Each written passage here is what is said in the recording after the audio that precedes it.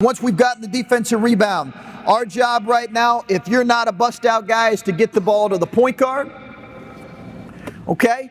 And we want the wings to run really wider. There we go, tight to the sideline. And we want our wings to get as flat as possible. Now, we don't always care. There we go. We'll stop them. We have X's on the floor where our guys are at. We want them to get as flat as possible, okay? Now, we want our, and I'll talk to you about in a minute about if they're on the same side of the floor. So right now we have a balanced floor. If they're on the same side of the floor, what would we do? We want the first big down most times to run opposite the ball, okay, just like he is, and instead of running, come on back 35, you're doing actually perfect. You're doing perfect. Instead of running right down the middle of the lane, we would like for him to run at an angle right along this lane line where he could potentially have a better angle to catch the over-the-top rim run pass right here, okay? Perfect. So instead of running right down here and posting, we want him to run opposite right there, opposite the ball. Okay, the trail big right now, most times we want the trail big to set a transition drag, okay? A transition drag, a transition ball screen. And I can't emphasize this enough right now. The angle of this drag screen is really, really important. So, you know, we'll drill this over and over with our guys.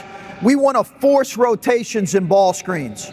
So as the transition drag happens right now, what you see most in transition is we'll pick up the ball right here. The transition screen comes right now, come off it right now, and we'll just go under. There's no rotation. I'm attached.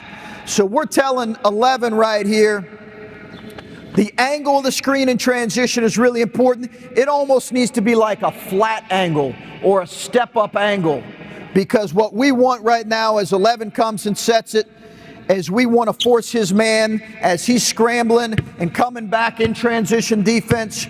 We want his man in rotation. We want to create some confusion. Right here, we can either duck in, okay? We can either duck in right now as the lane line is crossed, so as he crosses the lane line, you can bang, smash your guy and duck in right across the lane line. Okay, so I'm playing you right here, boom, duck in, or he could empty out to the other side, or you could just push space. If you have a really good three-point shooting big, we'll tell that big to space it, come right out here, and so you're going to go ahead and set it and rim run, and it'll be a spread on ball, a spread look, okay, based on your personnel, okay? So let's start right here. Let's start right here. Let's go down and do that. And if you shoot threes, you can come down, rim run in space. If you don't, you can just duck in, okay? Does that make sense? Okay, here we go.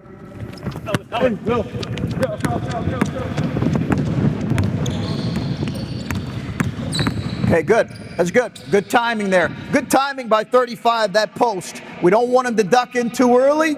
We want him to come in as soon as the lane line is crossed. We want to make sure that timing is great. We don't want him to duck in too early. We don't want him to duck in too late. He's got to hold a seal right there.